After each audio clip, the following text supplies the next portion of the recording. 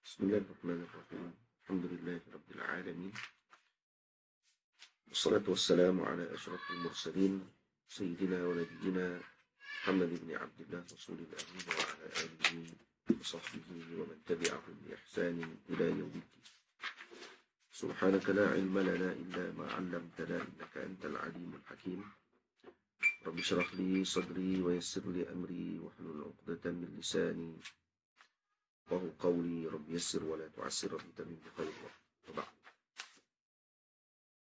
Alhamdulillah, kita panjatkan syukur kepada Allah Subhanahu wa taala dengan izin daripada Allah Subhanahu wa taala.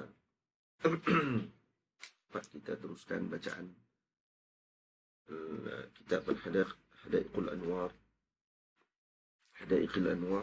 wa Matali'il Asrar min Siratil Nabiyil Mukhtar karangan Al-Imam Bahraq Al-Yamani Syafi'i radhiyallahu ta'ala anhu. Dan hari ini kita masuk pada Al-Babul Awal. Setelah kita selesai bacaan pada muqaddimah dan khutbah Al-Imam yang indah kenaan dengan baginda Nabi SAW, kita sekarang mula masuk kepada perbahasan kitab ini.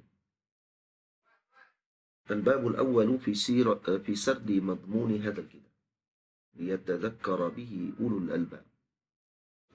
Dalam bab ini, yang pertama ini, Al-Imam Bahraq Al-Yamani rahimahullah ta'ala meletakkan dan menyebutkan tentang sirah yang beliau akan sebutkan dalam kitab ini secara ringkas.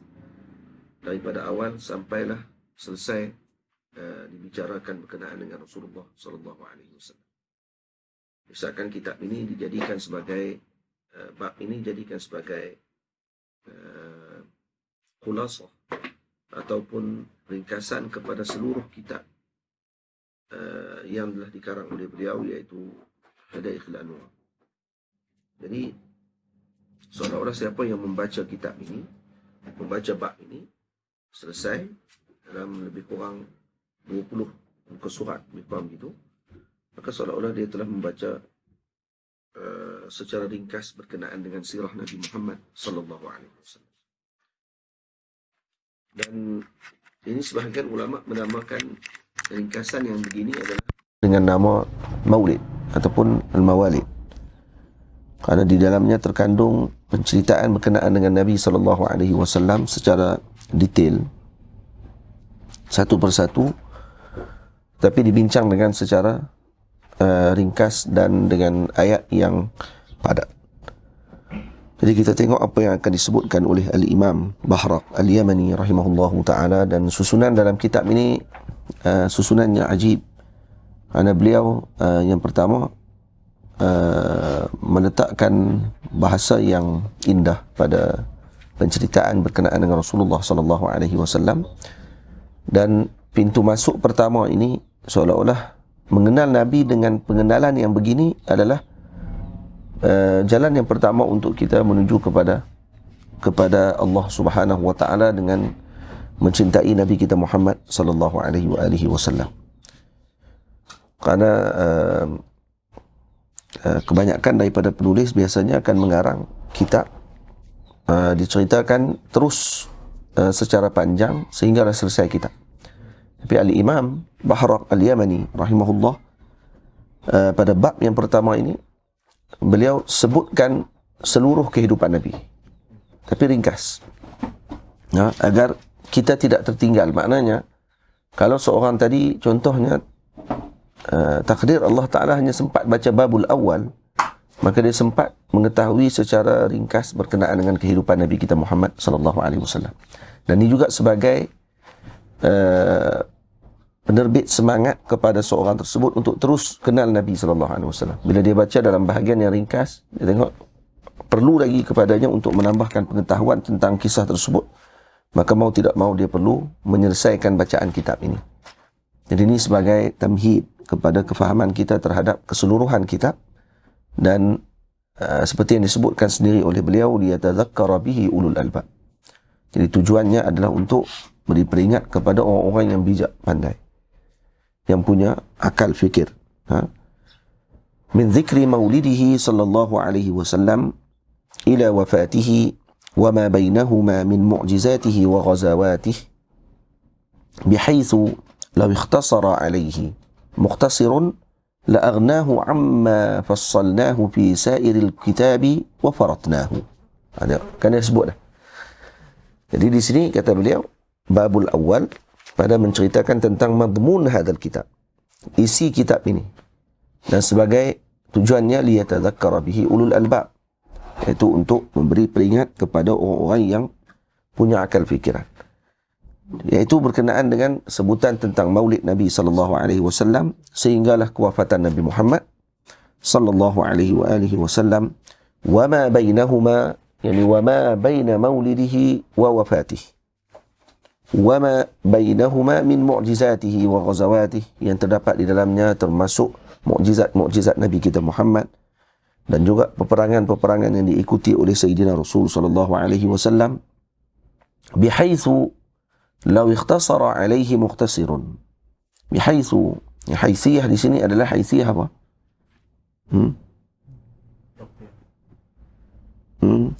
Haitsiyah at-ta'liliyah, kan? Haitsiyah at-ta'liliyah. Haitsiyah ada 3 kan? Haitsiyah itlaqiyah, haitsiyah at-taqyidiyah, dan haitsiyah at-ta'liliyah. Dan haitsu di sini adalah haitsiyah at-ta'liliyah. Yani bihaitsu dengan ta'lil, law ikhtasara alaihi, maksud dengan memberikan kesimpulan bahawa kalau seseorang tersebut mencukupi dengan membaca bahagian ini sahaja, ini ikhtasara alaihi mukhtasir la aghnahu amma fassalnahu, sudah mencukupi baginya daripada apa yang telah kami perincikan di dalam kitab ini. Tamam. Jadi kita mula membaca kitab. Karena setiap para ulama menceritakan berkenaan dengan Rasulullah sallallahu alaihi wasallam itu mengikut kepada sejauh mana mereka mengenal Nabi Muhammad sallallahu alaihi wasallam. Setiap para pencinta Rasulullah sallallahu alaihi wasallam mengungkapkan tentang Rasulullah sallallahu alaihi wasallam adalah sesuai dengan apa yang mereka kenal dengan Rasulullah sallallahu alaihi wasallam. Tapi itu bukan hakikah Rasulullah sallallahu alaihi wasallam. Karena hakikatu Rasulillah, hakikat Nabi kita Muhammad sallallahu alaihi wasallam fauqa hada. Ini fauqa hadhihi. Ini lebih daripada apa yang digambarkan oleh al-wasif. Tamam? Sebab tu kaedah kita boleh ambil yang telah disebutkan oleh sebahagian masyayikh, disebutkan oleh mereka, kullu syai'in alladhi wasafahu al-wasifuna an Rasulillah sallallahu alaihi wasallam hadha ala hasabi ma ra'ahu al-wasifu wa laysat haqiqatu al-mawsuf. Tamam? Sallallahu alaihi wasallam. Jadi setiap perkara yang disifatkan oleh al-wasif, ini orang yang mensifatkan tentang Rasulullah sallallahu alaihi wasallam, hadha ala hasabi ra'ahu al-wasif, ini seperti yang apa yang dilihat oleh wasif tersebut. Jadi orang yang mensifatkan tentang Nabi tadi, apa yang dia nampak depan mata dia, itu yang disifatkan. Walaysat ala haqiqati al-mawsuf sallallahu alaihi wasallam. Dan itu bukan dengan hakikah kejadian Nabi sallallahu alaihi wasallam. Lepas setiap di kalangan mereka mengungkapkan tentang Rasulullah dengan apa yang mereka pandang, bukan dengan apa yang ada pada Nabi sallallahu alaihi wasallam. Karena apa yang dilihat oleh setiap orang berbeza dengan masing-masing. Jadi karena itu penceritaan berkenaan dengan Rasulullah, menyebutkan tentang maulid dan juga menyebutkan tentang apa ni, Allahumma salli ala Sayyidina Muhammad, syama'il Nabi Muhammad sallallahu alaihi wasallam, adalah melihat kepada orang yang mengenal Nabi sallallahu alaihi wasallam tersebut. Sebab tu masing-masing mengungkapkan dengan pengenalan mereka terhadap Rasulullah. Yang mengenal Nabi Muhammad sallallahu alaihi wasallam min janibi ma'rifati sirah, maka mereka akan lebih ta'alluq hati mereka ni dengan sirah pada waktu tersebut dengan rapat. Sebab tu kadang-kadang kalau kita tengok ada sebahagian masyayikh yang walaupun sedang mereka bicara pada waktu tersebut pada tajuk yang lain daripada tajuk sirah, tiba-tiba masuk dengan bab sirah dalam bahasan tersebut, maka tiba-tiba hatinya jadi bening pada waktu itu. Terus dia jadi sebab. Kenapa? Karena ta'alluq hatinya dengan ma'rifatus sirah. Nah, ta'alluq hatinya dengan ma'rifati as-sirah. Kita tengah bercakap bab fiqh. Nah, Kitabu al-Buyu' contoh. Kita bincang bab buyu', tiba-tiba masuk sirah dalam tu. Sebut saja sirah Rasulullah sallallahu alaihi wasallam, ada cerita sikit berkenaan dengan Nabi sallallahu alaihi wasallam. Terus suasananya berubah pada waktu tersebut. Jadi suasana yang sebab dan sebagainya. Kenapa? Karena hatinya ta'alluq dengan sirah. Ada yang ta'alluq dengan syama'il. Nah, ada yang ta'alluq dengan perkara lain yang berkait dengan Nabi kita Muhammad sallallahu alaihi wasallam. Untuk atas sebahagian ulama, rukun untuk mengenal Nabi kita Muhammad sallallahu alaihi wasallam ini ada 6. Ada 6 rukun yang patut untuk kita ambil perhatian. Rukun yang pertama apa dia? Ma'rifatu as-sunnah. Ma'rifatu sunnah. yakni mengenal sunnah Nabi sallallahu alaihi wasallam, qauliyah atau fi'liyah. Yang kedua, ma'rifatus sirah. Mengenal sirah Nabi sallallahu alaihi wasallam. Yang ketiga, ma'rifatus syama'il.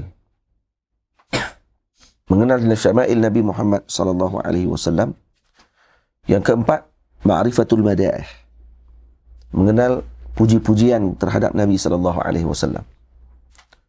Itu di antara puji dengan puji tidak sama. Pujian yang telah diungkapkan oleh Al-Imam Al-Busiri radhiyallahu anhu tidak mampu untuk ditandingi sampai sekarang. Ada orang yang boleh menulis sedalam dan seindah burdah dengan ucapannya terhadap Rasulullah sallallahu alaihi wasallam. Ini dalil kepada pengenalan beliau terhadap Nabi dalam mengungkapkan bahasa yang indah dalam madaih. Ini ada pada beliau. Faham? Dan juga yang kelima, kasratus salati alaihi. Ini pun termasuk arkan at-ta'arruf bi janabil habibi sallallahu alaihi wasallam. Kasratus salati alaihi, membanyakkan salawat ke atas baginda Rasul. Itu ada yang keenam, aklu tamril Madinah. Ini yang makan tamar Madinah. Ini yang terakhir.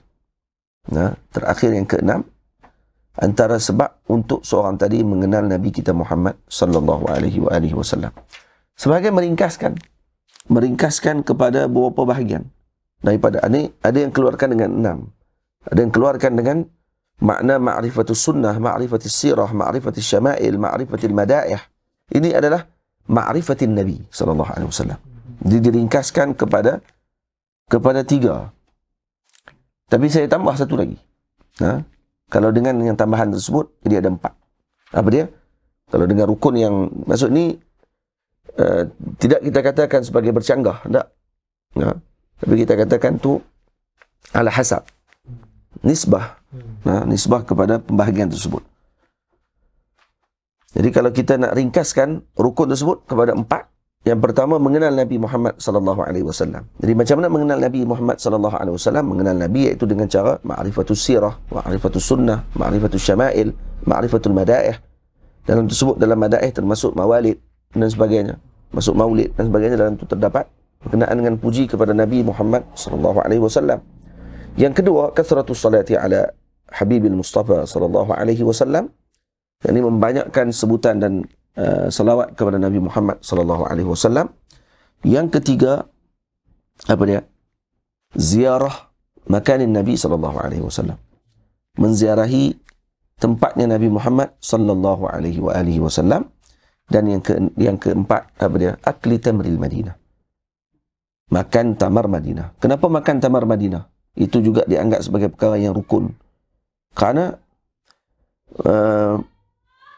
menggabungkan badan kita dengan tanah yang di dalam tanah tersebut adanya Nabi kita Muhammad sallallahu alaihi wasallam, ini tanda kepada kecintaan terhadap orang yang berada di tempat tersebut. Karena itu Allah Subhanahu wa taala menjadikan daripada Madinah ini ada satu benda yang khusus. Iaitu buah-buahan daripada tempat tersebut, iaitu kurma. Sebab itu hikmatullah Subhanahu wa ta'ala, Allah Ta'ala jadikan buah-buahan ni daripada setiap negeri tadi, dengan yang tumbuh daripada tanah negeri tersebut, adalah untuk menyesuaikan orang tadi berada di negeri tersebut. Faham? Sebab tu kata para ulama, contoh seperti yang disebutkan oleh Al-Imam Abdullah Sa'id Lahji rahimahullahu ta'ala dalam kitab beliau Muntahas Sul, syarah kepada Wasailul Usul ila Syamailir Rasul. Nah, yang beliau menyebutkan bahawa tumbuhan ataupun buah-buahan ini dikeluarkan oleh Allah pada musimnya tersebut, itu sesuai dengan tubuh seseorang tadi pada musim tersebut. Batu orang yang meninggalkan buah-buahan pada waktu ketika musim dikeluarkan buah tersebut di negeri tersebut, ini akan menyebabkan penyakit. Mudah untuk dihinggapi penyakit. Tamam? Lepas tu kalau kita bawa buah durian mari ke Mesir, beza suasana dia. Kerana itu bukan daripada negerinya. Tamam? Kita bawa mai buah manggis daripada ni. Bolehlah bawa mai makan, boleh. Tapi tidak pada negeri tersebut. Jadi Mesir contohnya pada musim sejuk, biasanya akan makan buah limau. Tidak? Kerana limau sesuai untuk nak mengelakkan daripada kering, mulut dan sebagainya. Kalau biasa makan limau, menyebabkan mulut kita akan sentiasa dalam keadaan basah. Kemudian pada waktu musim panas, buah apa keluar? Buah tembikai, lagi buah delima. Kan? Delima musim panas kan? Musim panas. Musim panas. Buah pelam, kan? Jadi ada buah-buah yang tertentu lah yang ada. Manakala di tempat kita di Malaysia ada buah durian, ada buah manggis, ada buah moktan, rambutan lah moktan, rambutan, lagi buah pulasan, buah apa semua sekali itu sesuai dengan negeri kita tersebut. Betul, orang yang meninggalkan makanan negerinya, buah-buahan negerinya, daripada buah-buahan yang ada di negeri yang menggunakan buah-buahan daripada import, yang daripada luar untuk dia lebihkan dalam rumah daripada waktu tersebut, ini akan menyebabkan badannya tidak seimbang pada waktu tersebut dengan negeri tadi. Dan rupanya sir yang lebih lagi daripada itu apa dia? Dia akan menambahkan kecintaan pada negeri tersebut, tempat dia berada pada tempat tersebut. Kenapa? Karena hasil tanah negeri tadi ada dalam tubuhnya, dan dia telah sebati tanahnya dengan tanah negeri tersebut. Dan ini adalah sir yang Allah Ta'ala jadikan. Kerana kita nak mengambil tanah dan memasukkan dalam mulut, ni sesuatu yang sukar. Maka Allah Ta'ala jadikan daripada tanah tersebut sesuatu yang manis, yang indah. Jadi kalau kita di Malaysia, di belah Nusantara ni, buah pisang saja macam-macam jenis. Kalau Mesir satu jenis ya, pisang. Kita pun pelik. Mesir satu pisang saja keluar. Dia tak ada pisang biji. Pisang awak tak ada. Pisang mah pun tak ada. Sebab telah dibawa belayar.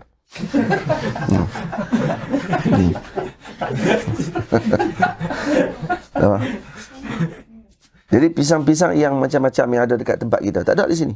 Di sini ada pisang satu ya. Sama ada pisang import ataupun pisang baladi.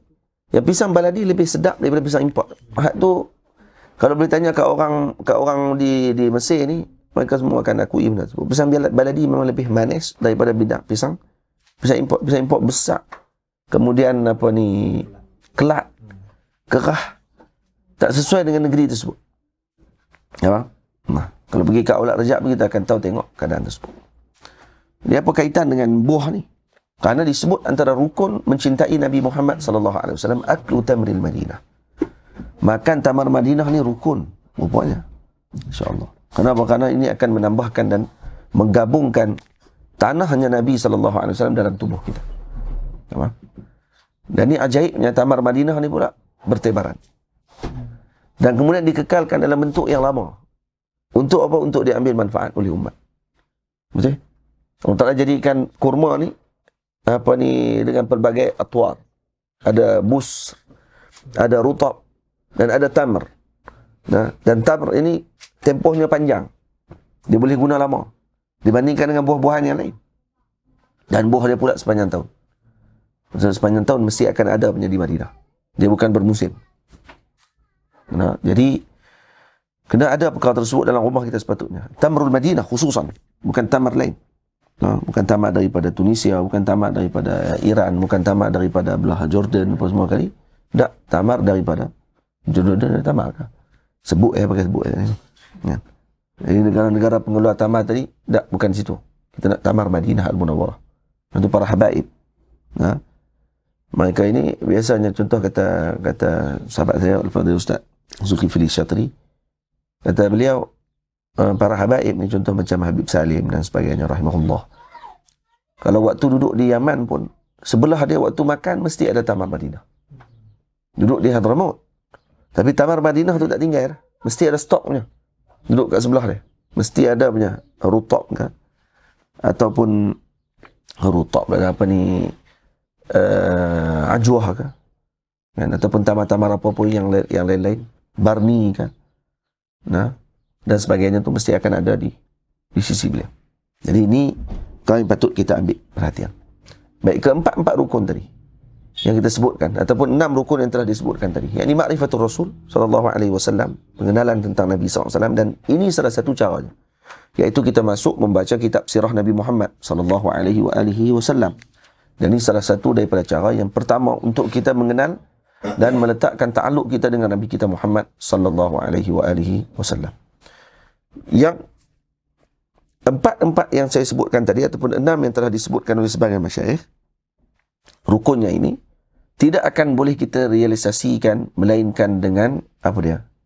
Ada satu lagi perkara yang muhim yang merangkumi ke-6 ataupun ke-4 perkara tadi, apa dia? Iaitu kita berhubung dengan golongan kelompok manusia yang hati mereka berhubung dengan ke-4 perkara tersebut. Manakala kita berhubung dengan kelompok ini, yakni bersambung silsilah kita dengan mereka, maka secara tidak langsung salah satu daripada 6 rukun ataupun 4 rukun yang saya sebutkan secara ringkas tadi, itu akan diwarisi kepada orang yang telah berhubung dengan mereka tersebut. Jadi kita bertakluk dengan orang yang bertakluk dengan kesemua rukun tersebut, maka kita secara automatik akan mengambil salah satu daripada takluk tadi. Tamam? Sebab tu ada di kalangan guru-guru kita, dan kalau kata mereka bertakluk dengan 6 rukun ini, ataupun 4 rukun yang telah saya sebutkan sebentar tadi secara ringkas, maka secara automatik kita juga akan tertakluk dengan salah satu daripada sifat tersebut. Ada di antara kita yang akan takluk hatinya dengan sirah, ada yang takluk hatinya dengan apa ni, Allahumma salli ala sayyidina Muhammad, ziarah, ziarah ila Nabi sallallahu alaihi wasallam. Jadi otaknya nak bawa orang pergi kepada Nabi sallallahu alaihi wasallam. Nampak? Dan ada orang yang otaknya fikir makan, tapi alhamdulillah makan tamar Madinah. Yang otaknya pada waktu tersebut nak makan tamar Madinah. Kenapa? Karena nak bagi ada hubungan dengan Sayyidina Rasulullah sallallahu alaihi wasallam. Baik, tamam. Kita masuk terus kepada perbahasan kita berkenaan dengan al-babul awal. Itu sebagai tamhid. Tamhid kepada perbahasan kita dan juga kepentingan kita mengenal tentang sirah Nabi kita Muhammad sallallahu alaihi wasallam. Qala ulama us-siyar, wulida nabiyuna Muhammadun sallallahu alaihi wasallam fi Rabi'il Awwal, yaum al-Itsnain, bila khilafin. Jadi pada hari Isnin Nabi dilahirkan, ini tidak ada khilaf. Tidak ada khilaf di kalangan ulama, ini ijma'. Li sintai asyrata laylatin khalat minhu ala al-ashhar. Pada bila? Pada 12 Rabi'ul Awwal ala al-ashhar, mengikut pandangan yang masyhur. Jadi mengikut pandangan yang masyhur, Nabi kita Muhammad sallallahu alaihi wasallam adalah pada 12 Rabi'ul Awwal ala al-ashhar. Yang paling masyhur begitu. Tapi yang sawab, kata sebahagian ulama, seperti mana yang telah disebutkan di dalam nota kaki di bawah, disebut kata Zakara Mahmud Basha al-Falaki fi taqwim al-Arabi qabla al-Islam anna wiladat ar-Rasul sallallahu alaihi wasallam kanat fi sabihati yawm Itsnain at-tasi'i min syahri Rabi'il Awwal. Nabi dilahirkan pada pagi subuh hari Itsnain 9 Rabi'ul Awwal al-muwafiqi li 20 min Nisan am fil sanata 71 wa 500 miladiyah. Yani bersamaan dengan 20 Nisan. Nisan nama negeri dalam negara, nama bulan dalam Arab, salah satunya Nisan. Adapun dalam bulan milad juga diletakkan Nabi sallallahu alaihi wasallam lahir pada 21 April. 21 April bersamaan dengan 20 Nisan, bersamaan dengan 9 Rabi'ul Awwal. Ini yang disebutkan oleh sebagian ulama, baginda Rasul sallallahu alaihi wasallam lahir pada 9 Rabi'ul Awwal. Tamam? Jadi yang ijma' di kalangan ulama adalah hari lahirnya Nabi. Tidak khilaf. Ini pada hari Isnin. Kerana Nabi sendiri sebut, Zakal yaum wulidtu fihi. Ini hari aku dilahirkan. Dan berlaku pembincangan sekarang ni pada tarikh Nabi dilahirkan. Sama ada 12, sama ada 9, ada sebagian pandangan mengatakan 8, sebagian ulama mengatakan 8 yang lebih tepat. Yang ada kuliah khilaf tersebut tidaklah menjadi masalah. Dan kita sebut di sini ijma'nya adalah pada hari Isnin Nabi dilahirkan. Dan pandangan yang kuat juga yang menjadi ittifaq para ulama, wafatnya Nabi juga adalah pada 12 Rabiul Awal. Itu yang kita kena tahu. Baik. Jadi tak perlu kepada para pendakwah pada hari Rabiul Awal nak bincang berkenaan dengan tarikh. Maksudnya, kalau disebutkan tarikh Nabi SAW dengan pelbagai. Ada pandangan kata 12 Rabiul Awal. Yang tu masyhur. Ada yang sebut 9 Rabiul Awal. Ada yang sebut 8 Rabiul Awal. Nah, yang penting, bagaimana perasaan kita dengan perkara tersebut. Itu saja. Ini duk bincang 12 Rabiul Awal, 8 Rabiul Awal, 9 Rabiul Awal, kita tak sambut tu. Nah, yang tarikh lahir dia kalut. Nah, tarikh lahir dia cukup kalut. Untuk tak sambut. Wa arda'atuhu Halimatu Sa'diyah. Wa fasalatuhu li haulaini kamilain. Dan baginda Nabi SAW disusukan oleh Sayyidatina Halimatu Sa'diyah. Nah. Dan Halimatu Sa'diyah ini kata Maulana Syekh Muhammad Awad Manqush hafizahullah ta'ala, kata beliau, dinamakan Sa'diyah kepada Sayyidatina Halimah adalah pada azali lagi. Kerana ini menunjukkan bahawa beliau ini adalah orang yang dibahagiakan oleh Allah. Kerana apa? Kerana beliau nanti akan berta'alluq dengan as'adis su'ada, iaitu Sayyidina Rasulullah sallallahu alaihi wasallam. Maka diletakkan sifat kepada Sayyidatina Halimah dengan Sa'diyah tadi, itu bukanlah secara kebetulan, iaitu kerana beliau daripada kampung Bani Sa'ad. Tidak. Tapi adalah kerana beliau telah ditetapkan sejak azali akan menyusukan Sayyidu As-Su'ada, iaitu Sayyidina Rasulullah sallallahu alaihi wasallam. Jadi kerana itu beliau diletakkan dengan namanya As-Sa'diyah. Halimatu As-Sa'diyah. Nah. Jadi Halimatu Sa'diyah digelarkan dengan Sa'diyah dengan sebab perkara tersebut. Kerana beliau telah dibahagiakan oleh Allah Subhanahu wa taala. Ya.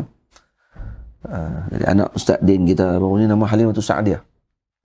Dan azalinya Sa'diyah. Maka beliau ditetapkan oleh Allah ke syurga Allah Subhanahu wa taala. Moga Allah Taala bagi kesabaran kepada ibu dan ayahnya. Amin. Amin ya rabbal alamin. Tamam. Wa fasalathu li haulaini kamilain. Dan dipisahkan dengan haulain kamilan, cukup 2 tahun. Wa qadimat bihi Makkah thumma raja'at bihi ila baladi Bani Sa'd li hirsiha alaihi. Dan bihi Makkah maksudnya disebabkan kerana Nabi SAW qadamat bihi Makkah. Maksudnya qadimat bihi Makkah, Halimatu Sa'diyah datang ke Makkah bihi, yakni bisababin Nabi SAW, untuk mengambil Nabi Muhammad. Thumma raja'at bihi ila baladi Bani Sa'd lihirsiha alaihi. Nah, dan kemudian dibawa pulang Nabi kita ke Bani Sa'd lihirsiha alaihi. Kerana Sayyidatina Halimatu Sa'diyah nak menjaga Nabi kita Muhammad sallallahu alaihi wasallam, maka dibawa pulangnya Rasul sallallahu alaihi wasallam ke kampung Bani Sa'd. Wa syaqqa sadruhu sallallahu alaihi wasallam fil 'amil qamisi wa huwa 'indahum. Dan pada tahun yang ke-5 Nabi dilahirkan, iaitu pada umur Nabi 4 tahun. Nah, pada umur Nabi 4 tahun. Ini pada tahun yang ke-5. Maka Nabi Allahumma salli ala Sayyidina Muhammad, dibelah dada Nabi kita Muhammad sallallahu alaihi wasallam di sisi mereka. Jadi dibelah dada Nabi pada tahun yang ke-5. Lebih kurang umur Nabi 4 tahun pada waktu tersebut di kampung Bani Sa'd. Itu di mana? Dekat dengan Taif. Jalan ke Taif.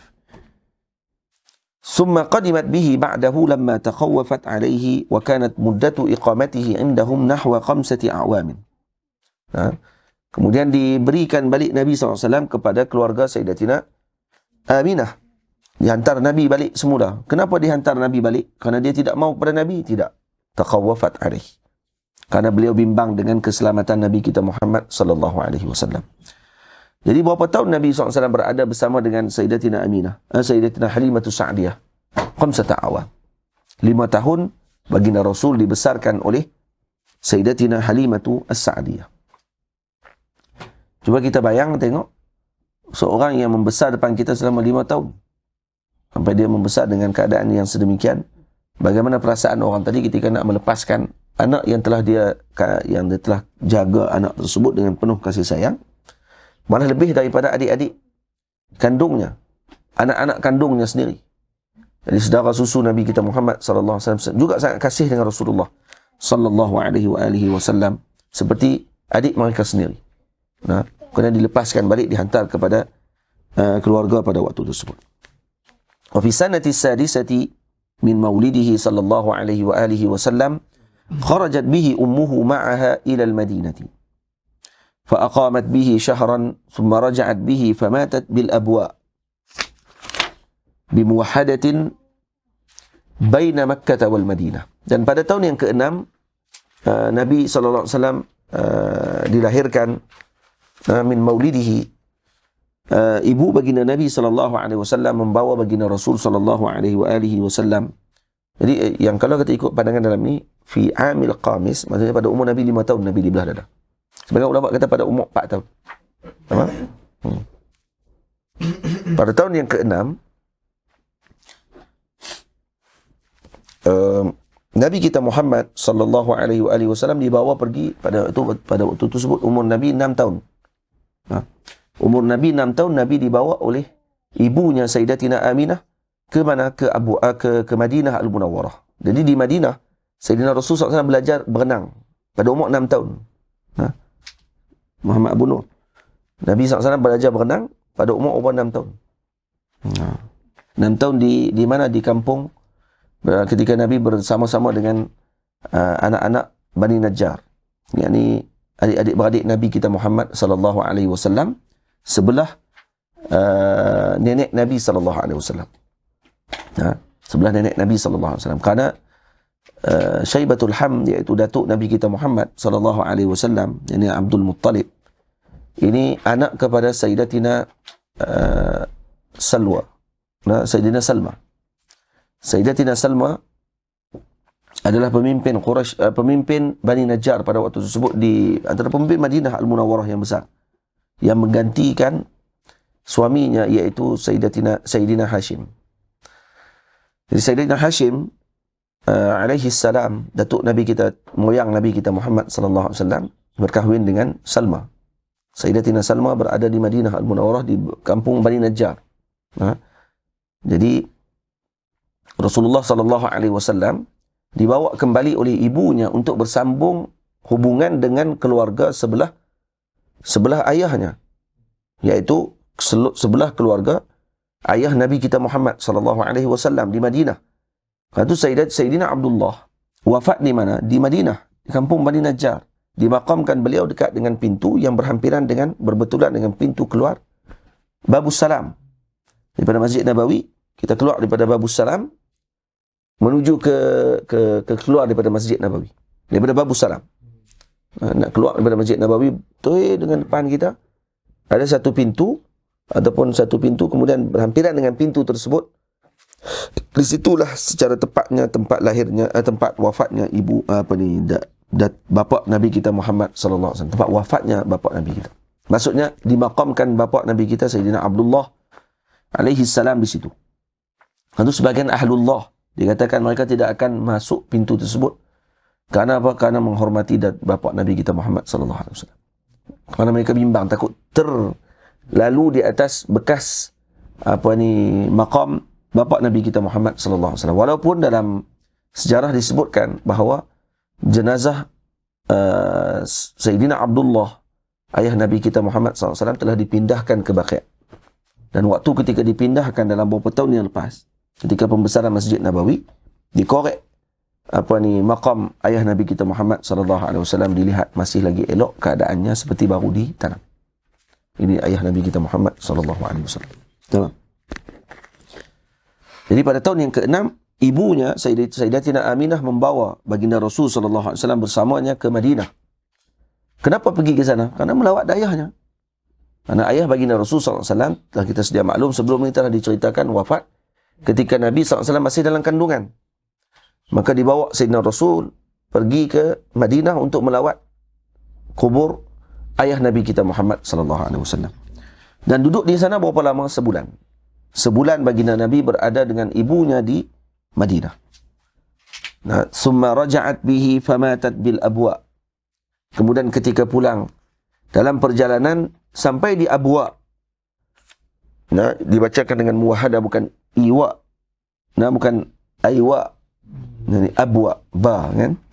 Iaitu di antara Mekah dengan Madinah, wafatlah ibu Nabi kita Muhammad sallallahu alaihi wasallam. Wa fi sanati sabi'ati wafada jadduhu Abdul Muttalib ala sayfi zi Yazan al-Himyari fa akhbarahu sayfun wal kuhanu bi nubuwwati Muhammadin sallallahu alaihi wasallam.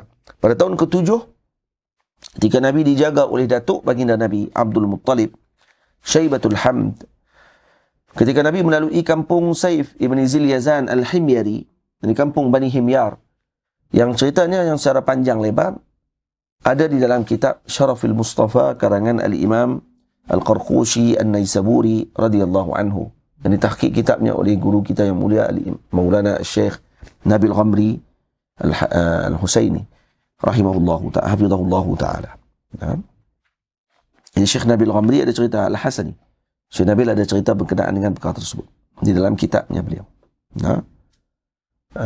Dalam tahqiqnya beliau bagi kitab Al-Imam Al-Qarqushi An-Naisaburi rahimahullah.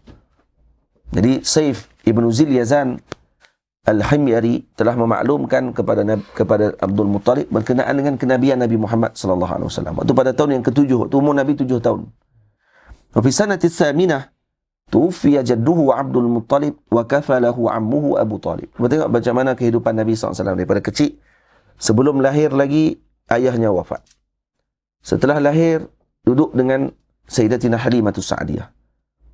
Ketika umurnya 6 tahun, tak sempat lagi nak mendapatkan kasih dengan ibu, baru setahun balik ke kampung, duduk dengan ibu.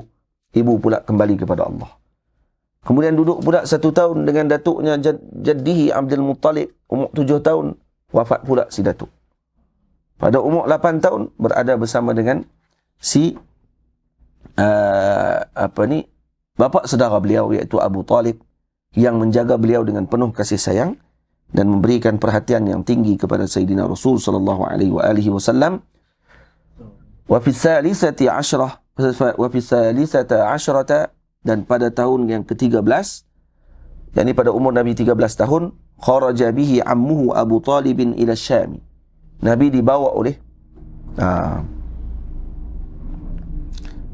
tamam. Suatu tepat kita kata tadi, Nabi sebenarnya pada tahun yang ke-5 Nabi dibelah dada, itu pada umur Nabi 4 tahun. Itu yang tepat. Tamam? Tahun ke-5 maksudnya pada umur Nabi 4 tahun. Pada umur Nabi SAW 5 tahun, ibu Nabi wafat. Pada umur Nabi 7 tahun, datuk Nabi wafat. Itu yang kita ingat. Itu yang betul. Sebab tahun ke-8 maknanya umur Nabi 7 tahun. Pada tahun 13, pada tahun yang ke-13, Nabi dilahirkan, iaitu pada umur Nabi 12 tahun, datuk Nabi Sayyidina Abu Talib, yang bapa saudara Nabi kita Muhammad sallallahu alaihi wasallam, telah membawa beliau ke mana? Ke Syam untuk berniaga. Falamma balaghu Busra. Ini Busra bukan di Basrah, bukan di Basrah. Busra di Syam, bukan Basrah di Iraq. Ini beza tempat. Bila sampai di Busra, ra'ahu Bahira ar-rahibu bifathil muwahhadati wa kasril muhmalati mamduda. Bahira. Jadi telah dilihat oleh Bahira. Tamam. Fatahaqqaqa fihi sifatun nubuwah.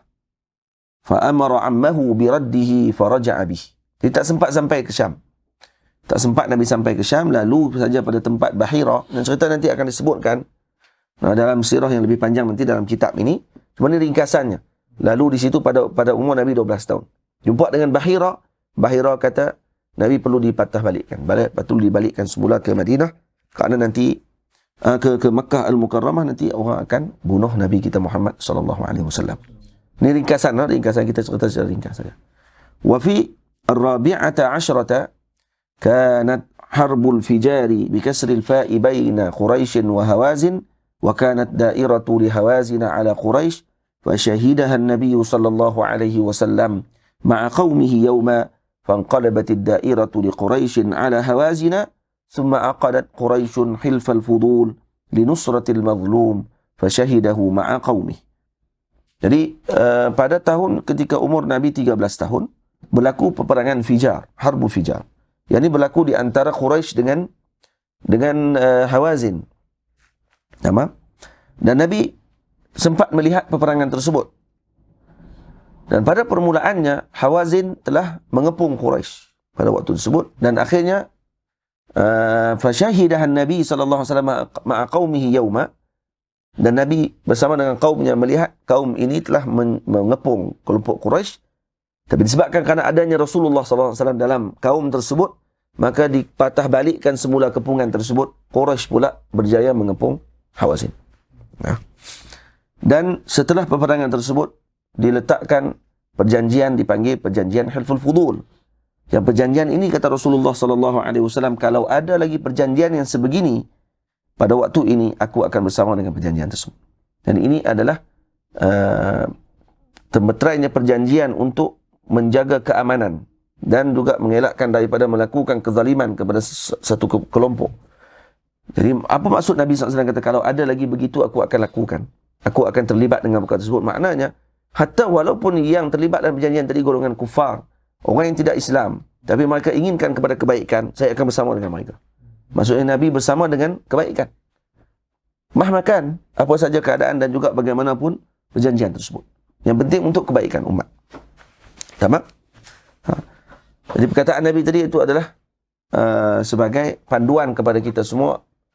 Itu maksudnya kalau kita nak bekerjasama dengan kebaikan terhadap, walaupun dalam kelompok tadi golongan yang bukan Islam, tidak ada masalah. Karena Nabi mengatakan kalau ada lagi perjanjian yang sedemikian, aku akan bersama dengan perjanjian tersebut. Baik. Wa fil khamisati wal 20, dan pada tahun yang ke-25, ini pada umur Nabi sallallahu alaihi wasallam 24 tahun, kharaja sallallahu alaihi wasallam ma'a Maisarata ghulam Khadijah radhiyallahu anha fi tijaratin laha fara'ahu Nastur bi fathin nun ar-rahibu faqala ashhadu anna hadha nabiyyun wa annahu akhirul anbiya'i. Yani perjalanan yang kedua ini, yani pada umur Nabi 24 tahun, Nabi SAW bersama dengan Maisarah, hamba kepada Sayyidatina Khadijah, dalam perjalanan bertemu dengan Nastur. Maknanya Bahira dipertemukan oleh Allah Ta'ala dengan Rasulullah SAW bersama dengan bapa saudara Nabi. Itu Rahib Bahira. Yang terkenal tempatnya tadi di mana, dalam sebagian pandangan di Jordan. Dekat pokok yang terkenal tu. Alhamdulillah saya sampai dari pokok tersebut. Pokok tempat Nabi SAW pernah berteduh. Di bawah pokok tersebut. Di situ ada Rahib Bahira. Dan sebahagian pandangan. Sebahagian pandangan kata di situ Nastur. Jadi ala kulli hal yang penting di situ tempat beradanya rahib, yang mana rahib tersebut sentiasa menunggu kedatangan Nabi akhir zaman. Dia duduk di situ untuk apa? Untuk tengok Nabi. Nah, untuk melihat dan juga mendapatkan khabar berkenaan dengan Nabi akhir zaman. Dan apa kata Nastur? Nastur kata hadha nabiyyun. Ashhadu anna hadha nabi. Jadi bukan dia kata hadha nabi. La ashhadu anna hadha nabi. Dan saya bersaksi bahawa ini adalah nabi. Wa annahu akhirul anbiya, dan ini adalah nabi akhir zaman. Nah, nabi yang terakhir sekali di kalangan para anbiya. Walamma raja'a akhbaraha Maisaratu bidzalik wa bima syahada minhu sallallahu alaihi wasallam faqatabathu ila nafsiha fanakahaha. Maka waktu tersebut Sayyidina Khadijah telah mendengar kisah-kisah yang menarik berkenaan dengan Rasulullah sepanjang perjalanan Maisarah, iaitu gulam, hamba lelaki Sayyidatina Khadijah. Maka Sayyidina Khadijah terus meminang Sayyidina Rasul SAW dan berkahwin pada ketika umur Nabi 25 tahun. Fil khamisati was 30, dan pada umurnya Nabi SAW, kalau kata dalam ni khamisah was 30, Nombor 34 ataupun 35 begitu. Banat Quraisyun al-Ka'bata wa wada'a sallallahu alaihi wasallam al-hajar al-aswad fi makani. Itu Nabi sallallahu alaihi wasallam pada waktu itu kaum Quraisy membina semula Kaabah. Kenapa membina semula Kaabah? Kerana waktu tersebut berlaku banjir besar di Makkah Al-Mukarramah sehingga menyebabkan sebahagian daripada Kaabah telah hancur. Maka mereka mula membina semula Kaabah dan rupa-rupanya ini sebagai kemuliaan kepada baginda Nabi SAW agar baginda Rasul juga punya tangan dalam membina Kaabah dan meletakkan sesuatu yang lebih penting daripada itu. Kerana Kaabah dibahagikan mengikut kepada kaum. Dinding sebahagian barat ini yang buat. Dinding sebahagian timur ini yang akan buat. Kelompok ini yang akan buat. Dinding di bahagian utara selatan ini dibina oleh kelompok sekian-sekian. Jadi dibahagikan kerja untuk masing-masing melakukan kerja masing-masing. Baki apa dia? Hajarul Aswad. Kerana Hajarul Aswad adalah batu yang paling utama yang nak diletakkan di situ. Dan semua tahu kata Hajarul Aswad adalah batu daripada syurga Allah Ta'ala. Jadi batu syurga ni nak diletakkan di Kaabah. Bila nak letak di situ, maka pada waktu itulah mula berlakunya perkecohan. Siapa yang nak kena letak sini?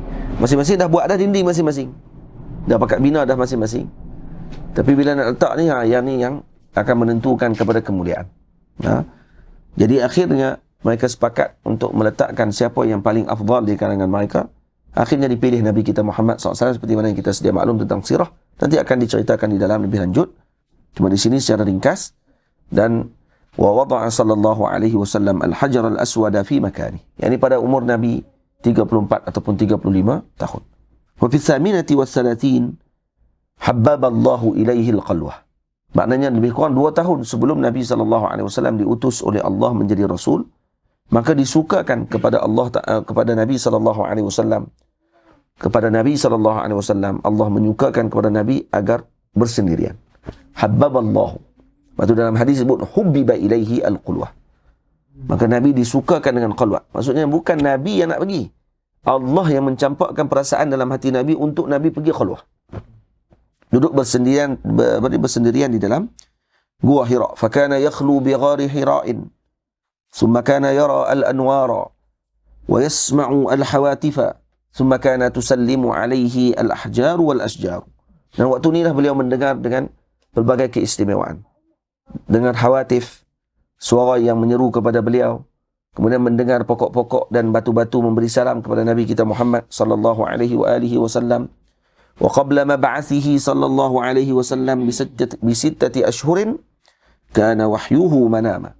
Dan 6 bulan sebelum Nabi diutus menjadi Rasul, maka didatangi mimpi kepada Nabi SAW sebagai tamhid, sebagai permulaan untuk menguatkan bahawa Nabi akan menerima perkara yang besar satu masa akan datang. Dan tempoh 6 bulan setelah itu. Kerana itu disebut oleh Rasulullah SAW,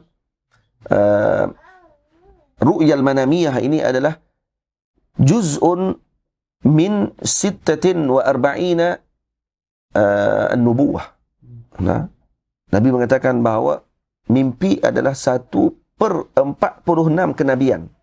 Apa maksudnya? 1/46 wahyu Allah Subhanahu Wa Taala.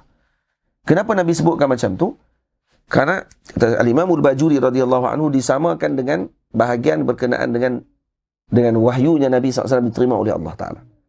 Kerana tempoh wahyu Allah Ta'ala yang turunkan kepada Nabi SAW 23 tahun. Betul? 23 tahun. Dan mimpi Nabi SAW pada permulaan adalah dalam tempoh 6 bulan. Jadi kalau kita pecahkan 23 tahun ini kepada 2 bahagian, 6 bulan dan 6 bulan, 23 kali 2 jadi berapa? 46. Okay? Dan Nabi kata, ru'yal manamiyah ni adalah juz'un min 46 minan nubuwah. Jadi 46 kenabian itu adalah satu daripada 46. Maksudnya satu dari bahagian daripada 46 bahagian dalam kenabian, iaitu 6 bulan pertama, 6 bulan kedua, 6 bulan pertama, 6 bulan kedua sampai cukup 23 tahun. Jadi 46 mana? Betul tak? Satu bahagian dia, 1/46 tadi apa dia? Ru'yah manamiyah. Iaitu 6 bulan. Itu maksud 1/46. Kalau bukalah hadis dalam Syama'il, 1/46 tu maksud dia. Ya, karena awal permulaan adalah dengan mimpi. Wa kana la yara ru'ya illa ja'at mithla falaqis subhi ay as-subhu atau subhi al-mafluqi. Yani ru'ya wadihah. Maksudnya nampak mimpi tadi seperti pagi yang terang. Bukannya samar-samar. Tidak jelas dan dilihat oleh Nabi sallallahu alaihi wasallam. Walamma balagha sallallahu alaihi wasallam 40 sanatan. Ketika Nabi telah sampai umurnya 40 tahun, ja'ahu Jibril alaihi salam bil wahyi min rabbih azza wa jalla bi surati Iqra, thumma al-qalam, thumma al-mudaththir, ثم المزمل فكان في أول أمره يدعو الناس إلى الله عز وجل سرا حتى أنزل الله عليه فاصدع بما تؤمر أي شق جموعهم بالتوحيد فأظهر الدعوة. Dan pada umur Nabi 40 maka bermulalah Nabi SAW diutus oleh Allah Subhanahu wa taala. Kenapa sirnya 40? Kerana 40 adalah umur kematangan dan umur seorang tadi mula jumu' al-fikr. Fikiran seorang tadi akan mula bergabung adalah ketika mana umurnya 40. Itu sirnya Allah Ta'ala mengutuskan para anbiya alaihi wassalatu wassalam pada umurnya 40 tahun. Dan turunlah surah Al-Iqra, turunlah Al-Qalam, turunlah surah Al-Mudaththir dan surah Al-Muzammil. Dan pada waktu itulah permulaan Nabi SAW menyampaikan ketika turunnya ayat Fasda' bima tu'mar. Tamam? Jadi dizahirkan dakwah Nabi pada ketika tersebut. Fi sanatil khamisati min mab'athihi sallallahu alaihi wasallam hajara jama'atun min as-sahabati minhum Uthman wa Zubair wa Abdurrahman wa Ja'far radhiyallahu ta'ala anhum wa man ma'ahum ila al-Habasyah fa aqamu biha 10 sinin. Jadi pada tahun yang ke-35 tahun yang kelima kenabian. Tahun kelima kenabian maksudnya pada waktu ni umur Nabi Muhammad sallallahu alaihi wasallam berapa tahun? 45 tahun. Jadi di sini dibahagikan musim zaman kepada dua. Disebutkan zaman sebelum Nabi menjadi Rasul dan zaman setelah Nabi bertiga, ada tiga bahagian. Zaman ketika Nabi menjadi Rasul, maka dikira pada waktu itu tahun berapa Nabi menjadi Rasul. Jadi dia tak kira lagi dengan umur Nabi waktu itu. Dia tu akan sebut pada tahun kelima kenabian, tahun ke-6 kenabian, tahun ke-7 kenabian, gitu dikira. Faham? Dan setelah berhijrah dikira pula pada selepas hijrah. Maksudnya ada beberapa fatrah tentang kenabian, kehidupan Nabi kita Muhammad sallallahu alaihi wasallam. Dan berbayangkan kalau kita baca kitab ini dengan laluan yang sebegini, maknanya secara automatik kita qaritah hidup Nabi SAW ataupun peta perjalanan hidup Rasulullah akan dapat kita gambarkan dengan teliti mengikut tahun. Jadi qaritah ni akan hadir dalam pemikiran kita. Jadi sebenarnya boleh terjemah ni. Kalau terjemah kitab ini yang bahagian babul awal boleh keluar satu kitab sirah. Perlu kepada ta'liq saja. Nak ta'liq sikit saja lagi, nak bagi panjang sikit. Jadi kalau kata contoh, kalaulah kita nak balik ke kampung, orang kampung suruh mengajak kita sirah ringkas-ringkas, dia kata, baca babul awal. Baca babul awal bagi kitab Al-Imam Bahrak Al-Yamani. Tapi syarat dia kena tahu lah madmun dalam, kalau tidak dia tahu hak tu je lah. Dia nak kena baca panjang lagi lah. Cuma secara ringkasnya dia boleh tahu dalam tahun ini apa yang berlaku kepada Nabi kita Muhammad sallallahu alaihi wasallam. Dan ini menunjukkan bahawa apa? Kehidupan Nabi ini telah dirakamkan. Maksud dirakamkan oleh umat, tahu pada tahun ini berlaku begini, tahun ini berlaku begini, tahun ini berlaku begini, dengan detail macam tu. Tahun ini datuk Nabi wafat, tahun ini bapa saudara Nabi wafat, bila tahun para muslimin dikepung oleh golongan Quraisy, tidak dibenarkan masuk ke dalam bumi Makkah, kaza wa kaza tadi diketahui tadi secara detail. Faham? Beza dengan para nabi yang terdahulu yang kita hanya tahu secara umum, saya cerita berkenaan dengan mereka. Baik. Pada tahun yang kelima kenabian telah berhijrah sebahagian sahabat ke Habsyah. Antara Sayyidina Uthman, Sayyidina Zubair, Sayyidina Abdurrahman bin Auf, Sayyidina Ja'far bin Abi Talib. Disebut Ja'far Tayyar, yang wajah beliau seakan-akan Nabi kita Muhammad sallallahu alaihi wasallam. Dan mereka tinggal di sana selama berapa tahun? 10 tahun. 10 tahun di Madinah, di Habasyah pada waktu tersebut. Sebelum Nabi kita Muhammad sallallahu alaihi wasallam berpindah ke ke Madinah atau berhijrah ke Madinah Al-Munawwarah. Wa fi sanati as-sadisati min mab'athihi sallallahu alaihi wasallam aslama Hamzah wa Umar radhiyallahu anhuma fa'azza bi islamihima al-islamu. Dan pada tahun ke-6 kenabian masuklah Islam Sayyidina Hamzah dan Sayyidina Umar radhiyallahu taala anhuma. Dan dari sini malu dah. Jadi masuk Islam Sayyidina Hamzah dan Sayyidina Umar, fa'azza bi islamihima al-islam. Jadi Islam jadi gah pada waktu tersebut dengan Islamnya kedua-dua insan yang agung ini, Sayyidina Hamzah Asadullah dan Sayyidina Umar Al-Faruq radhiyallahu ta'ala anhuma. Wa fi sanati as-sabi'ati li mustahall al-muharram minha ta'ahadat Quraisy ala qati'ati Bani Hashim illa an yuslimu ilaihim an-nabi sallallahu alaihi wasallam wa yabra'u minhu wa katabu bidzalika bainahum sahifatan wa 'allaqu fil Ka'bati. Jadi pada tahun yang ke-7, ini permulaan Muharram pada waktu tersebut, maka pada waktu itu berlakunya perjanjian di antara Quraisy dengan mereka melakukan perjanjian untuk memutuskan hubungan dengan Bani Hashim, yakni keturunan Nabi kita Muhammad sallallahu alaihi wasallam, sama ada yang muslim ataupun yang kafir. Karena bukan semua Bani Hashim pada waktu tersebut masuk Islam. Tapi Bani Hashim ini walaupun sebahagiannya tidak Islam, tapi hati mereka dengan Rasulullah sangat kuat. Ini Rasulullah. Walaupun kami tak masuk ikut Nabi sallallahu alaihi wasallam lagi dalam Islam, tapi hati kami dengan Nabi sallallahu alaihi wasallam. Kerana Nabi sangat kasih dengan Bani Hashim. Termasuk juga dengan Bani Muttalib. Nah, Bani Hashim dengan Bani Muttalib, kedua-dua Bani ini adalah kelompok yang sangat bersama dengan Rasulullah dalam senang dan susah. Semua bersama dengan Rasulullah. Maka kedua-dua kelompok ini bukan Bani Hashim saja. Bani Muttalib juga termasuk. Mereka menerima ujian dengan diputuskan hubungan. Kalau kata nak memberikan hubungan tadi bersambung semula, illa an yuslimu ilaihimun nabiyya sallallahu alaihi wasallam. Jadi kalau mereka serahkan Nabi. Ni pada tahun yang ke-berapa ni? Pada tahun yang ke-7 kenabian. Pada tahun ke-7 maksud pada waktu Nabi SAW telah diutus pada umurnya 47 tahun. Disuruh diserahkan Rasulullah, maka dan yabra'u minhu. Dan minta Bani Hashim berlepas diri daripada Nabi SAW. Serah Nabi kepada kami, kami akan buka balik hubungan. Mekah, Madinah, Bani Hashim dan juga Bani Muttalib boleh bersambung balik. Boleh kahwin dengan mana-mana anak-anak dara yang ada di yang lain daripada Bani Hashim dan Bani Muttalib. Dan kemudian boleh berniaga, boleh semua sekali lah. Boleh masuk menunaikan haji. Boleh buat umrah. Kalau kata serahkan Rasulullah.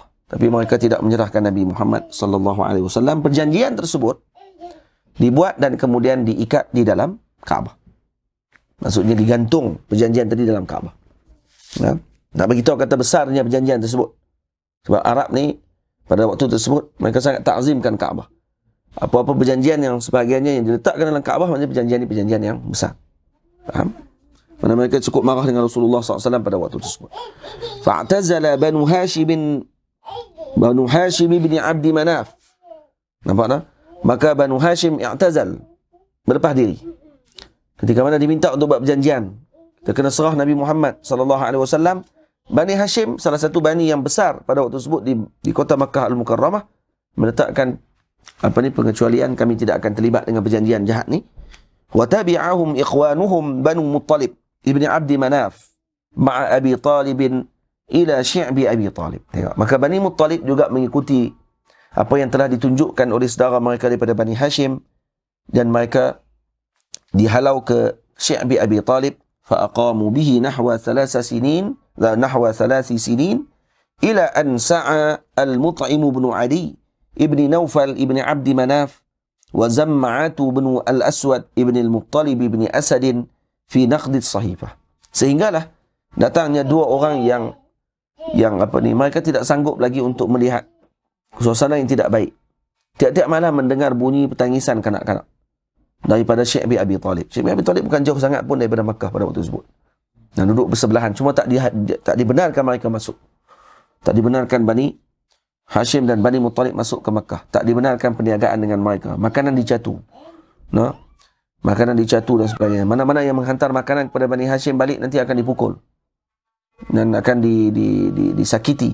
Kerana telah beri makanan kepada Bani Hashim. Dan peristiwa tadi sebenarnya menyakitkan hati golongan Arab pada waktu tersebut. Quraisy pun takut. Dan mereka tak suka dengan perkara tadi. Tapi disebabkan kerana pemimpin Arab pada waktu itu meletakkan sedemikian, maka mereka ikut. Ikut kerana takut. Tapi ada dua orang yang Allahumma salli ala Sayyidina Muhammad, Sayyidina Mut'im bin Adi bin Naufal dan Zam'ah ibn al-Aswad. Kedua-dua mereka berpakat pada waktu tersebut kerana mereka juga adalah ketua Quraisy. Kata mereka, kita dah tak tahan dah dengan suasana ni. Kita pun tak setuju. Kerana ini macam tak ada jiwa dah, tak ada perhatian. Abu Lahab yang tak ikut ni. Dalam Bani Hashim, Abu Lahab saja yang tidak ikut dalam janjian tersebut. Abu Lahab saja yang bersetuju. Lepas tu dia duduk dalam Mekah. Dia lawan dengan Nabi SAW. Walaupun dia bapa saudara Nabi SAW. Jadi Mut'im ibnu Adi dan Zam'ah ibn al-Aswad diceritakan waktu ketika mana berbincangan, mereka buat apa? Mereka buat helah. Nah, mereka buat helah pada waktu tersebut. Malam sebelum tu mereka dah bincang sama-sama. Aku dengan kaum aku akan mencadangkan, kamu kena setuju lah. Kata kita kena putuskan perjanjian ni. Tak boleh. Nah, perjanjian ni perjanjian kejam. 3 tahun dibiarkan anak-anak Bani Hashim, Bani Muttalib. Hanya kerana Rasulullah menyebarkan dakwah. Apa yang mereka bawa? Bukan bawa kekerasan pun. Bukan Nabi SAW bawa bunuh orang. Tak. Kita yang buat kekerasan, kita pula yang lebih-lebih. Yang ni yang berlaku sekarang. Nah, yang kekerasan dilakukan oleh pihak lain. Kemudian yang teruknya sahaja, teruknya golongan muslimin. Muslimin tak buat apa pun. Yang buat kepada yang golongan bukan Islam, yang dilakukan oleh orang yang bertopingkan Islam, itu bukan Islam.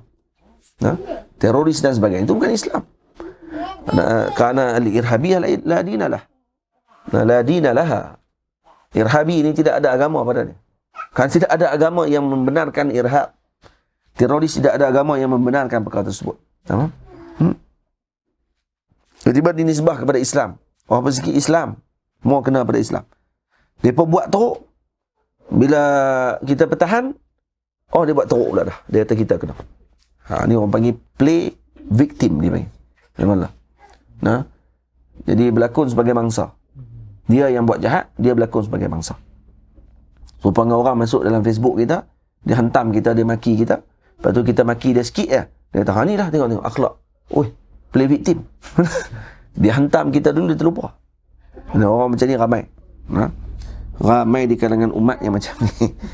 Yang jenis kalau kita berkelahi dengan orang, time dia mula dia kata ke orang tak apa. Tengok orang sentuh dia sikit je, terus dia tengok tang kita. Kemudian dia tarik geng. Tengok. Ni lah akhlak kawan ni. Yang ni yang berlaku kepada golongan Quraisy. Dan ketika Zam'ah dan juga Mut'im ibn Adi bangkit pada waktu tersebut, maka mereka pakat bersetuju sama-sama mereka. Kata, saya setuju dengan Mut'im. Dan apa yang disebut. Kalau semua tak setuju, kami akan bangkit dan kami akan perang pula dengan Quraisy. Itu dia. Yang ini yang berlaku dan disebut dalam kisah. Nanti akan diceritakan dalam insya-Allah. Nah, bagaimana perjanjian tersebut dibuat dan akhirnya berlaku kekacauan dalam mesyuarat dan pihak Quraisy pakat marah waktu itu dengan Sayyidina Mut'im dan juga dengan Zam'ah. Kata dia, apa ni? Kita akan duduk sekali bersama tak? Kami tak setuju dengan perkara, kita mesti batalkan perjanjian tersebut. Akhirnya bawa balik perjanjian tadi, dijumpa dengan Abu Talib untuk bincang. Dan Sayyidina Rasulullah SAW tetap tidak akan meninggalkan dakwah.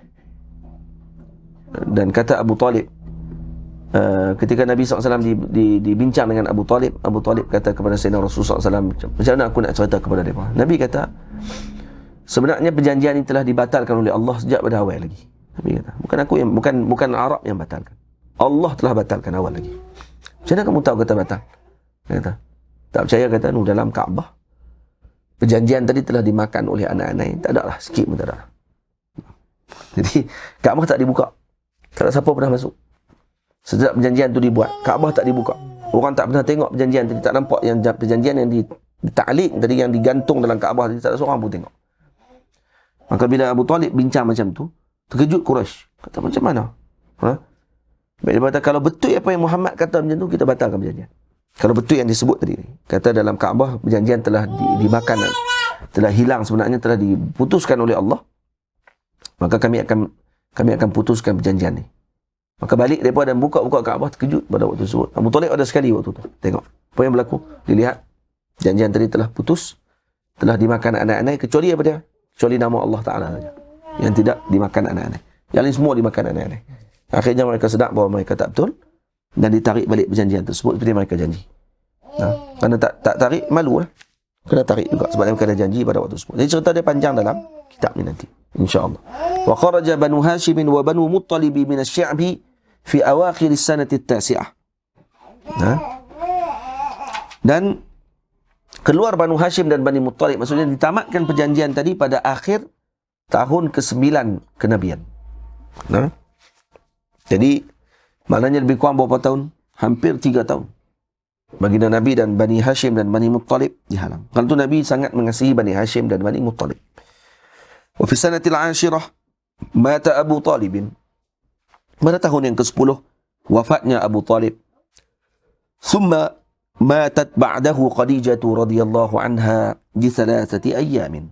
3 hari setelah Abu Talib wafat pula Sayyidatina Khadijah binti Khuwailid, isteri Nabi yang tercinta. Fahazina sallallahu alaihi wasallam limautihima huznan syadida. Nabi sangat sedih pada waktu tersebut dengan kesedihan yang sungguh-sungguh, tapi kesedihan yang tidak menghalang Nabi untuk menyampaikan dakwah. Bukan kesedihan Nabi SAW sama dengan kesedihan kita. Kesedihan baginda Rasul sallallahu alaihi wasallam juga bukan kerana mereka berdua meninggalkan baginda Rasul sallallahu alaihi wasallam kerana hati Nabi takluknya dengan Allah Subhanahu wa taala. Tapi kerana hubungan kemanusiaan di antara mereka, dan juga kerana mereka berdua adalah kelompok yang paling banyak membantu dan juga melihat dan memberi perhatian kepada Nabi kita Muhammad sallallahu alaihi wasallam, dan mencintai mereka berdua tersebut tidaklah menghalang untuk dikatakan orang tadi mencintai Allah Subhanahu wa taala. Kerana itu termasuk di antara tanda kepada cinta kepada Allah Subhanahu wa taala. Quraisyun kemudian pada waktu tersebut wanalat Quraisyun minhu sallallahu alaihi wasallam ma lam takun tanaluhu fi hayati ammihi Abi Talib. Dan pada waktu tersebut baginda Nabi sallallahu alaihi wasallam diuji oleh Quraisy dengan apa yang telah mereka tidak dapat lakukan pada waktu ketika Abi Talib masih hidup. Mereka lakukan sungguh-sungguh pada ketika setelah Abi Talib wafat. Jadi mereka tunggu peluang.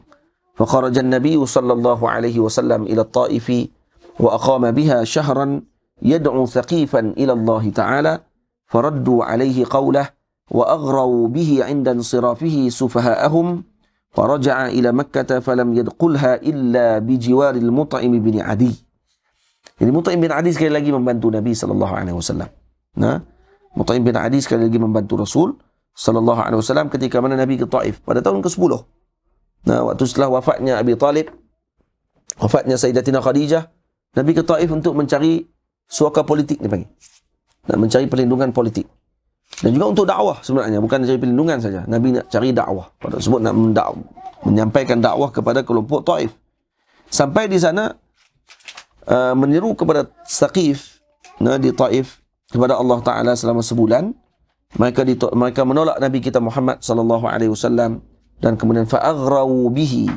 Aghrau maksudnya aula'a, harrada. Maksudnya dia harradu alaihi sufaha'ahum.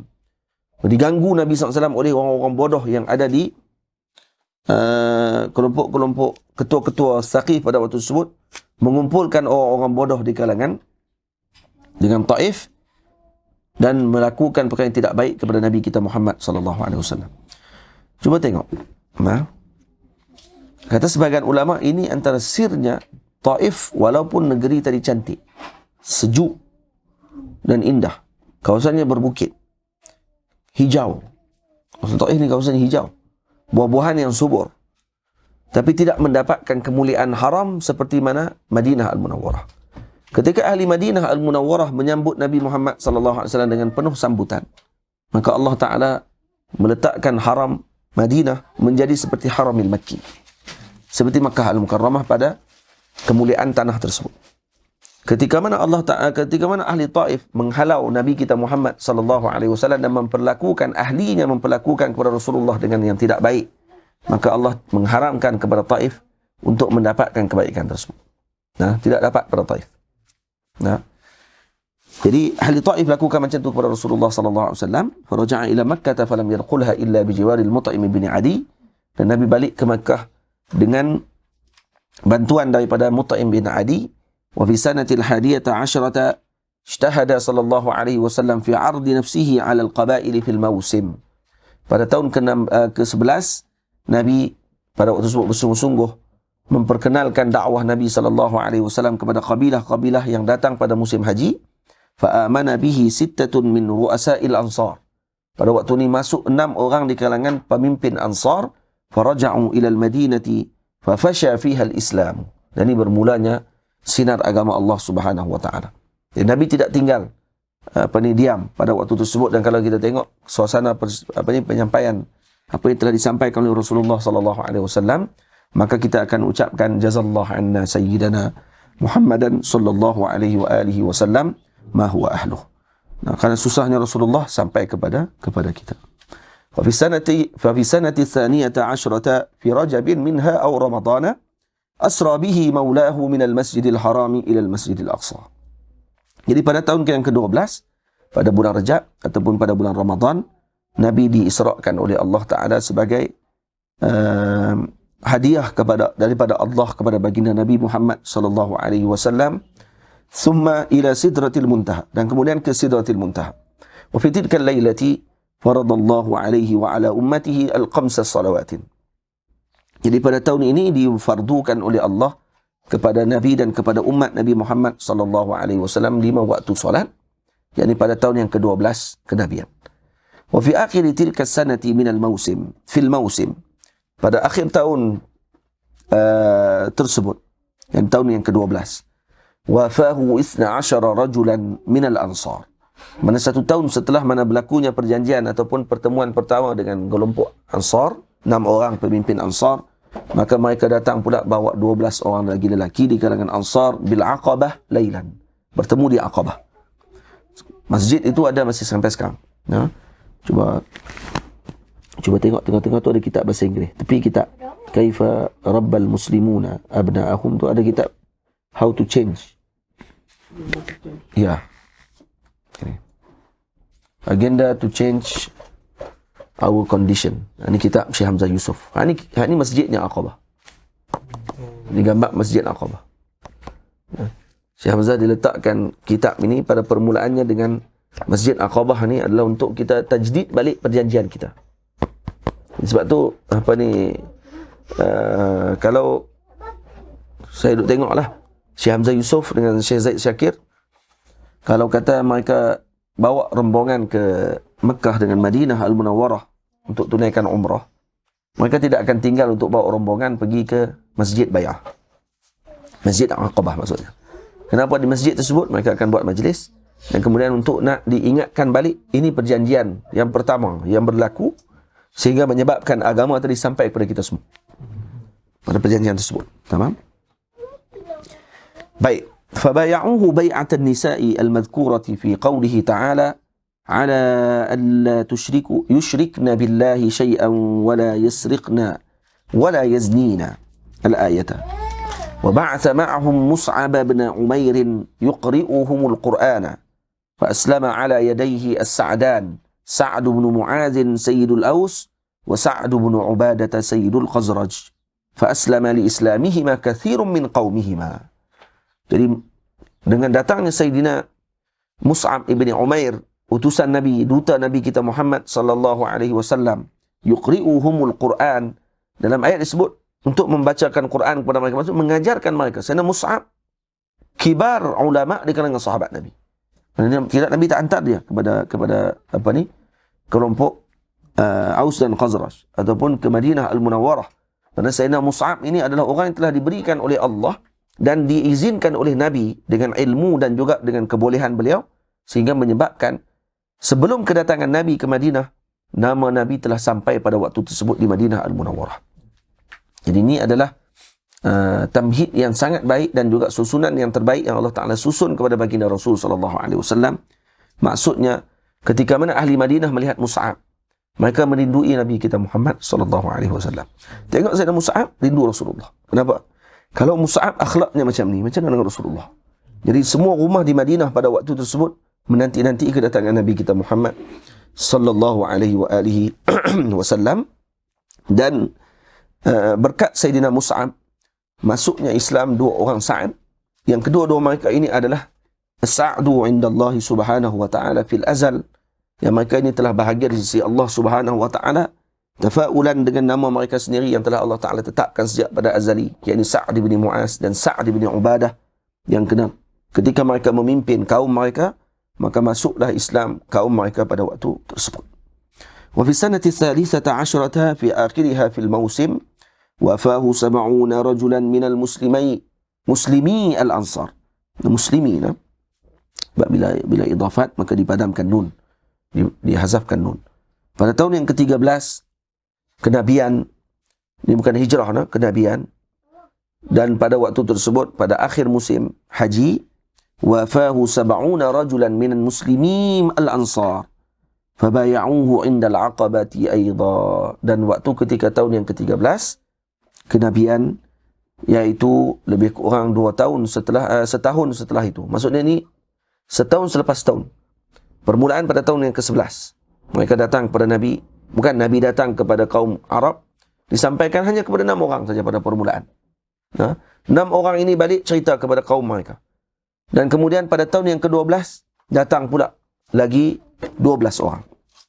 Dan kemudian setelah 12 orang tadi datang, maka nanti akan datang pula 70 orang. Pada tahun yang ke-13 kenabian, ala an yamna'uhu in hajara ilaihim mimma yamna'una minhu anfusahum wa nisa'ahum wa abna'ahum wa akhraju lahu 12 naqiba 9 min al-Qazraj wa 3 min al-Aws thumma raja'u ila al-Madinati. Jadi 70 orang ini datang kepada Nabi untuk berbai'ah dengan bai'ah yang kedua, yakni bai'atu al-Aqabah al-Thaniyah, yang berlaku pada waktu tersebut, ala an yamna'uhu in hajara ilaihim mimma yamna'una minhu anfusahum wa nisa'ahum wa abna'ahum, iaitu untuk mereka berbai'ah dengan perkara yang telah mereka diharamkan oleh Allah Ta'ala, mereka juga ingin sampaikan kepada keluarga mereka pada waktu tersebut, dan juga kepada seluruh anak-anak mereka. Maka Nabi SAW melantik 12 naqib pada waktu tersebut untuk mereka pulang pada waktu itu. Faham? Naqib yang dilantik oleh Rasulullah ini bukan naqib dengan jawatan saja, dan mereka akid nuqaba. Kalau kata dalam peringkat para awliya adanya nuqaba, maka mereka ini adalah sayyidu an-nuqaba, ketua kepada para nuqaba tersebut. Jadi ini 12 orang yang telah dihantar oleh Allah, oleh Nabi kita Muhammad SAW untuk memimpin kaum mereka pada waktu tersebut. Ini semuanya wali-wali Allah Ta'ala. Jadi hantar ni mereka pulang dengan keadaan terus menjadi kibar awliya pada waktu tersebut. فأمر النبي صلى الله عليه وسلم حينئذ أصحابه بالهجرة إلى المدينة فهاجروا إليها وأقام صلى الله عليه وسلم ينتظر الإذن من ربه تعالى في الهجرة. Bertengok ini adab Nabi kita Muhammad sallallahu alaihi wasallam. Bila mana para sahabat diizinkan untuk berhijrah, Nabi kita Muhammad sallallahu alaihi wasallam tidak terus berhijrah, melainkan menunggu dulu arahan daripada Allah, izin daripada Allah. Dan kerana itu yang menunggu izin ini akan diberikan pembukaan oleh Allah Subhanahu wa taala. Al-musta'jil ini tidak akan diberikan pembukaan. Karena man ista'jala syai'an qabla awanihi uqiba bihirmani. Karena sabarnya Nabi, Allah Taala beri pembukaan. Kalau Nabi isti'jal meninggalkan Mekah pada waktu tersebut terus pergi ke Madinah, yang pada waktu itu ada 12 orang, maka pada waktu tersebut kita akan nampak apa yang kita nampak sekarang. Dan Allah Taala telah catat dengan perkara yang terbaik, dan kita telah melihat apa yang telah disusun oleh Allah kepada baginda Rasul sallallahu alaihi wa alihi wasallam. Jadi para sahabat berhijrah terlebih dahulu, dan sampai di sana makinlah disampaikan berita berkenaan dengan Sayyiduna Rasul sallallahu alaihi wa alihi wasallam kepada kaum. Wa habasa ma'ahu Aliyan wa Abu Bakr radhiyallahu anhuma, dan baginda tidak membenarkan Sayyidina Ali dan Sayyidina Abu Bakar untuk berhijrah. Mereka kena berada dengan Rasulullah sallallahu alaihi wasallam. فاجتمعت قريش في دار الندوة للمشاورة في أمر النبي صلى الله عليه وسلم. Dan berkumpul golongan Quraisy di Darin Nadwah untuk berbincang tentang urusan Nabi. فأجمعوا على قتله, dan mereka ijma' untuk membunuh Nabi sallallahu alaihi wasallam. Dan ijma' tadi berlaku setelah mana masuk campur oleh iblis laknatullah, yang mana iblis datang dan kemudian memberikan cadangan agar dibunuh Nabi Muhammad sallallahu alaihi wasallam. Yang pada permulaannya kesemua mereka baik daripada perkara tersebut. Benci mereka dengan Rasulullah tapi tak sampai nak bunuh. kecuali Abu Jahal. Abu Jahal sahaja yang sungguh-sungguh nak bunuh Rasulullah SAW. Waktu orang-orang yang ada perasaan macam ni dalam hati mereka terhadap Rasulullah, Allah Ta'ala matikan dalam hati mereka. Tamam? فنزل جبريل عليه الصلاة والسلام بالوحي من عند الله تعالى فأخبره بذلك وأمره بالهجرة إلى المدينة فهاجر إليها وذلك في أواخر صفر من السنة المذكورة 14 لتمام 13 من مبعثه صلى الله عليه وآله وسلم. Dan pada waktu tersebut Nabi diarahkan oleh Allah untuk berhijrah, dan Sayyidina Jibril turun menyampaikan wahyu daripada Allah Ta'ala memaklumkan tentang isi mesyuarat yang telah dijalankan oleh Quraisy. Dan pada akhir Safar, pada tahun yang telah disebutkan, iaitu pada tahun yang ke-14, ditamami 13 min mab'athi, yakni pada tahun cukup 13 tahun Nabi diutuskan oleh Allah Subhanahu wa Ta'ala, maka Nabi SAW diarahkan untuk berhijrah ke Madinah. Wa dakhala sallallahu alaihi wasallam min awali al-Madinati يوم الاثنين 12 من ربيع الأول. Jadi ini ittifaq para ulama. Nabi sampai di Madinah pada hari Isnin 12 Rabiul Awal, hari lahir Nabi kita Muhammad sallallahu alaihi wasallam. Jadi Nabi disambut pada waktu tersebut, falabitha fi Quba inda Bani Amr bin Auf 14 lailatan, 14 hari, wa bana fiha masjid Quba, thumma intaqala fanazala fi Bani Najjar. Dan kemudian Nabi pergi ke Madinah Al-Munawwarah setelah 14 hari. Nabi ke Bani Najjar. Fi Bani Najjar akhwali jaddihi Abdul Muttalib. Ini adalah ibu-ibu saudaranya kepada datuk Nabi kita Muhammad, Sayyidina Abdul Muttalib. Ini adik-adik beradik sebelah ibu. Fi manzili Abi Ayyub Al-Ansari syahra. Sebulan Nabi berada di rumah Sayyidina Abi Ayyub Al-Ansari, ila an bana masjidahu al-syarifa wa masakinah, sehinggalah dibina masjid Nabi yang mulia dan juga tempat tinggal. Wa fi tilka sanati wa hiya al-ula min siniyil hijrah, min siniyya syuri'a al-adhan. Dan pada tahun inilah disyariatkan azan. Wa fi awwal sanati thaniyati ila akhir al-ula nazala qawluhu ta'ala ya ayyuhalladzina amanu hal adullukum ala tijaratin tunjikum min adhabin alim tu'minuna billahi wa rasulihi wa tujahiduna fi sabilillah fa amara bil jihad. Pada tahun yang kedua, pada awal tahun yang kedua, iaitu pada akhir ataupun pada akhir tahun yang pertama, syariatkan jihad kepada umat Islam pada waktu tersebut. Wa fi sanati as-saniyati fi Rajab nazala qawluhu ta'ala qad nara taqalluba wajhika fis sama' فلنولينك قبلة ترضاها فولي وجهك شطر المسجد الحرام فحولت القبلة إلى الكعبة بعد أن صلى إلى بيت المقدس نحو 16 شهرا. Jadi ini berlaku penukaran kiblat pada tahun yang kedua. Kemudian dimulakan diceritakan satu persatu berkenaan dengan perkara yang berlaku kepada baginda Nabi kita Muhammad dan juga para sahabat Nabi. Masih lagi panjang lagi ceritanya, panjang lagi. Sampai muka 80.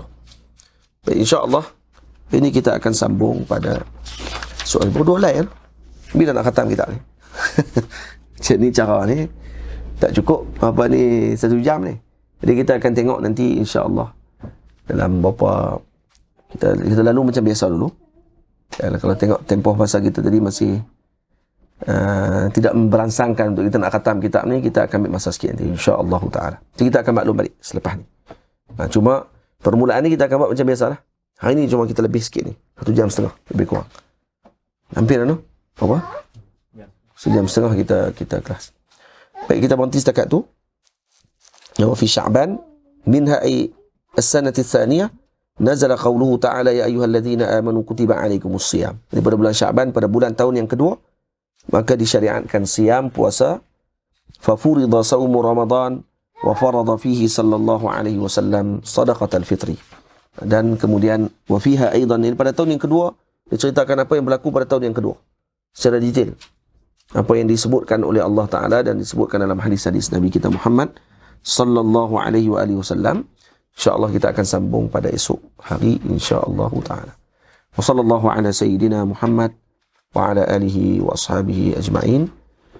Wassalamualaikum warahmatullahi wabarakatuh. اللهم صل أفضل الصلاة على أسعد المخلوقات كسيدنا محمد وعلى آله وصحبه وسلم عدد معلوماتك ومداد كلماتك كلما ذكرك الذاكرون الغافلون. اللهم صل أفضل الصلاة أسعد المخلوقات كسيدنا محمد وعلى آله وصحبه وسلم عدد معلوماتك ومداد كلماتك كلما ذكرك الذاكرون وغفل ذكره الغافلون. اللهم صل أفضل الصلاة على المخلوقات كسيدنا محمد وعلى آله وصحبه وسلم عدد معلوماتك ومداد كلماتك كلما ذكرك الذاكرون غفل عن ذكره الغافلون. وصلى الله على سيدنا محمد وعلى آله وصحبه وسلم. الحمد لله رب العالمين. Assalamualaikum warahmatullahi wabarakatuh.